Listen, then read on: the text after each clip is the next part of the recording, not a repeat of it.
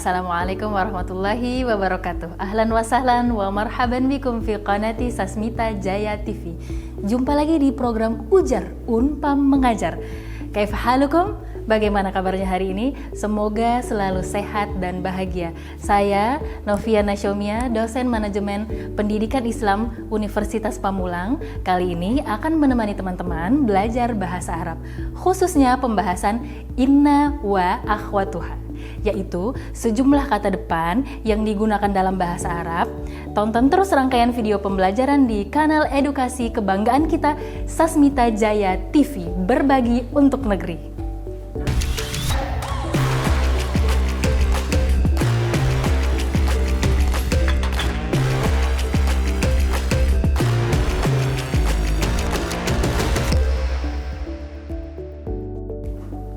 Sebelum dimulai, agar lebih jelas, sebaiknya teman-teman mengetahui terlebih dahulu apa yang akan didapatkan setelah menonton video ini. Pertama, teman-teman akan mengetahui bentuk kata depan dalam bahasa Arab. Salah satunya adalah inna dan saudari-saudarinya yang lebih sering disebut inna wa akhwatuha. Berikutnya, teman-teman dapat memahami fungsi kata depan dalam struktur kalimat bahasa Arab. Ini berkaitan dengan status i'rab sebuah kalimat ketika diawali dengan inna wa akhwatuha. Lebih lanjut, teman-teman dapat memahami contoh penggunaan kata inna wa akhwatuha pada kalimat ringan dan kalimat dalam penggalan ayat Al-Quran. Baik, kita akan awali membahas pengertian inna wa akhwatuha. Pengertian inna dalam bahasa Arab, inna wa akhwatuha tadkhulu 'alal mubtada'i wal khabari. Inna dan saudari-saudarinya ini masuk kepada kalimat yang bentuknya mubtada dan khabar. Oke, mubtada ketika dikonversikan ke bahasa Indonesia sebagai subjek, sedangkan khabar sebagai predikat atau keterangan. Dilanjut, wa tansibul mubtada'a wa tusamma ismaha. Dan yang menjadikan mubtada mansub yang berharokat fathah yang dinamakan isim inna. Dilanjut, wa tarfa'ul khabar, ia membuat khabar menjadi marfu' yang berakhiran dhammah, wa yusamma khabaroha, sehingga disebut sebagai khabar inna. Bahwasanya inna wa akhwatuha awalnya masuk kepada jenis kalimat mubtada wa khabar. Mubtada berubah jadi isim inna dan khabar berubah menjadi khabar inna. Ketika belum diawali oleh inna, sebuah isim disebut sebagai mubtada, dan setelah mubtada disebut sebagai khabar. Ketika dimasuki inna, maka mubtada dinamakan isim inna dan khabar dinamakan khabar inna. Oke, kita berikan contoh kalimat agar mudah untuk dipahami. Sebagai contohnya, Allahu alimun. Allah itu maha mengetahui. Lafaz Allah dalam kalimat ini sebagai mubtada, sebagai subjek, dan alimun sebagai khabar. Allah maha mengetahui. Maka ketika dimasuki inna, kalimatnya berubah menjadi innallaha alimun. Sesungguhnya Allah itu maha mengetahui. Fungsi inna menasabkan mubtada, lafaz Allahu akan berubah menjadi Allaha. Dari akhiran dhammah berubah menjadi berharokat fathah. Lafaz Allaha ini disebut sebagai isim inna. Kemudian kata alimun, innallaha alimun. Alimun sebagai khobar inna. Khobar inna ini marfu' yang ditandai dengan harokat dhammah di akhir kata. Innallaha alimun. Sesungguhnya Allah maha mengetahui. Allahu sebagai mubtada berubah menjadi mansub dan disebut sebagai isim inna. Innallaha tidak bisa dibaca innallahi, tidak bisa dibaca innallahu, akan tetapi dibaca innallaha karena mubtadanya atau subjeknya yang di awal tadi berubah menjadi mansub berharokat fathah di akhir huruf. Alimun sebagai khobar inna, maka dia marfu'. Khobarnya tidak berubah di awal sebelum diberi inna yang tadi kita sebutkan Allahu alimun. Alimun tetap marfu'. Ketika diberi inna, innallaha alimun, dia tetap marfu' berharokat dhammah. Jadi yang berubah hanya mubtada, sedangkan khobar inna tetap marfu. Kita lihat penggunaan inna, pada asmaul khamsah. Contohnya, akhuka dzakiyun, saudaramu cerdas. Akhuka sebagai mubtada yang marfu dengan huruf waw. Ditambahkan inna menjadi inna akhoka dzakiyun. Yang tadinya akhuka, mubtadanya atau subjeknya berubah menjadi akhoka sebab dia menjadi isim inna yang mansub dengan alif. Asmaul khamsah mansub dengan alif, bukan dengan fathah. Zakiyun khobar inna tetap dalam keadaan marfu dengan harokat dhammahnya. Kita lihat lagi contoh berikutnya. Al-muslimuna sabiruna, orang-orang muslim itu bersabar. Al-muslimuna, kata al-muslimuna sebagai mubtada, sabiruna sebagai khabar. Kedua-duanya marfu ditandai dengan huruf waw. Huruf waw sebagai tanda marfu sebab al-muslimuna sabiruna merupakan kata benda jamak beraturan untuk laki-laki. Sering dikenal dengan jamak mudzakkar salim. Al-muslimuna sabiruna. Ketika masuk kata depan inna maka menjadi innal muslimina sabiruna. Sesungguhnya orang-orang muslim itu bersabar. Mubtada berubah menjadi mansub, huruf waw pada al-muslimuna bentuk jamak muzakkar salim diganti dengan huruf ya sebagai tanda mansub sebab dari mubtada sudah berganti menjadi isim inna, innal muslimina. Sabiruna sebagai khobar inna tetap dalam keadaan marfu yang ditandai dengan huruf waw.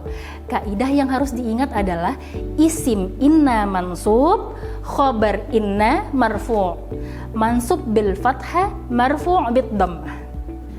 Selanjutnya kita masuk ke pembahasan akhwatu inna, saudari-saudarinya inna.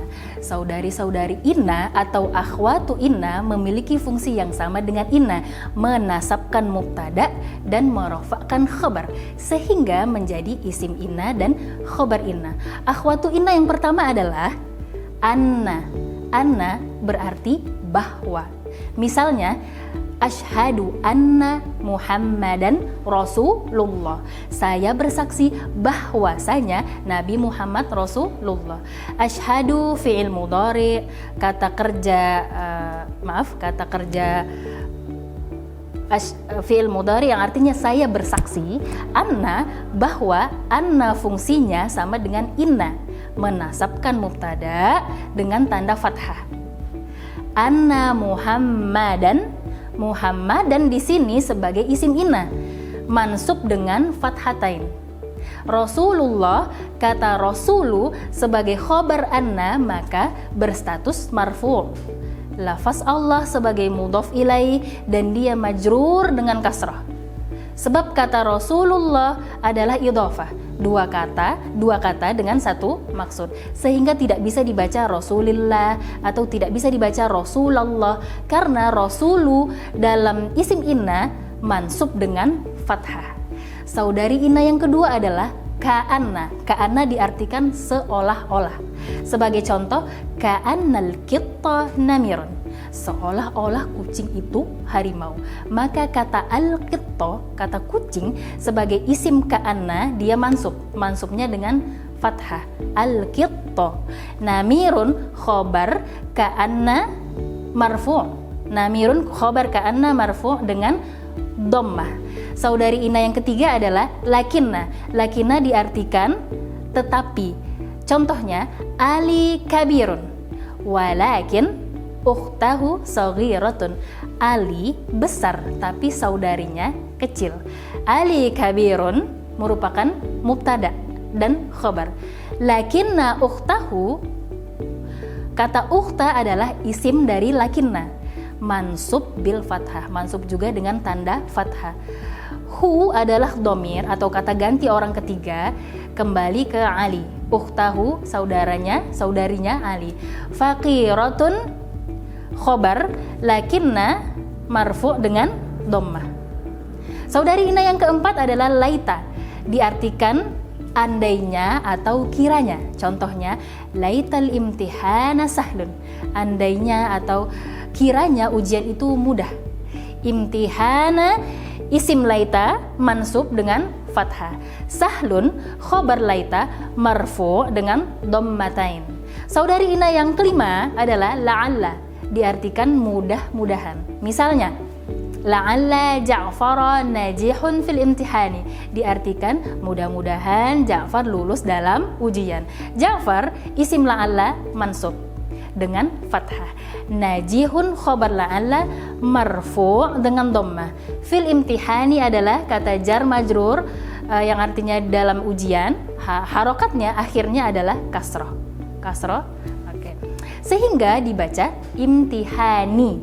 Jadi akhwatu Inna, saudari-saudarinya Inna ada 5. Pertama anna diartikan bahwa, kedua ka'anna diartikan seolah-olah, ketiga lakinna diartikan tetapi, keempat laita diartikan andaikan, kiranya atau seandainya, kelima la'alla diartikan mudah-mudahan. La'allakum tafhamun, semoga teman-teman dapat memahami. Setelah mengenal saudari-saudari Inna atau akhwatu Inna, yang penting untuk kita ketahui juga adalah bahwa isim Inna terbagi kepada 2. Pertama isim zahir yang isimnya disebutkan dan tidak diwakilkan dengan kata ganti. Kedua domir, yaitu kata ganti. Kita berikan contoh masing-masing agar mudah kita pahami. Contoh yang pertama, innallaha sami'un.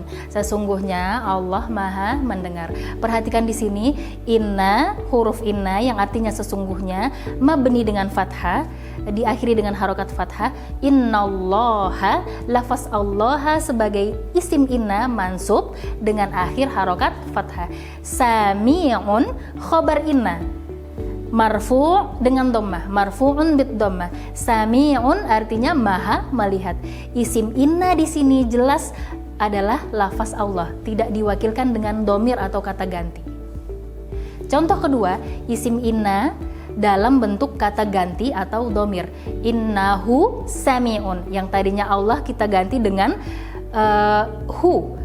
Sesungguhnya dia maha mendengar. Dia adalah kata ganti. Huruf hu setelah inna adalah isim inna, bentuknya domir. Domir yang mansub namun tidak bisa diganti baris atau harokatnya karena harokatnya permanen atau mabni.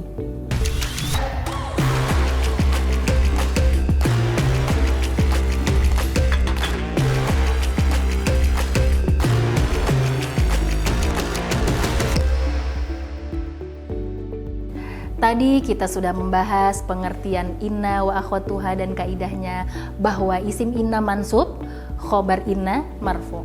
Contoh-contoh inna wa akhwatuha dalam kalimat biasa dan dalam potongan ayat Al-Quran. Semoga bermanfaat dan mudah untuk dipahami, insya Allah. Terima kasih sudah menonton, sampai jumpa di video pembelajaran berikutnya. Wassalamualaikum warahmatullahi wabarakatuh.